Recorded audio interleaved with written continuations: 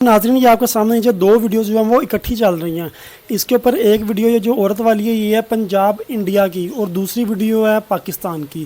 तो ये मैंने दोनों वीडियो देखी है मुकम्मल। आप में से बहुत सारे लोगों ने देखी होंगी कि एक तरफ ये पंजाब की वीडियो जिसके अंदर वो लेडीज़ एहलकार और साथ उसके पुलिस वाला वहाँ गाँव वालों की तरले और मिन्नतें कर रहा है कि आप लोग अपना घर छोड़ के चलें, यहाँ पर पानी बहुत ज़्यादा है, लेकिन वो आगे से मानने के लिए बिल्कुल तैयार नहीं।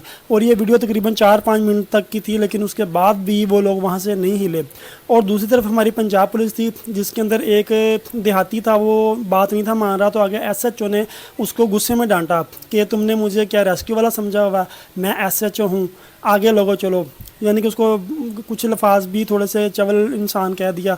तो इसके ऊपर हमारी आवाम है जिनको बजाय तनकीद करने के और कुछ नहीं मिलता। आप देखें कि इसको अगर हम मुस्बत अंदाज से देखें कि वहाँ पे उन्होंने इतना टाइम भी ज़ाया किया लेकिन वो मानने के लिए तैयार नहीं थे।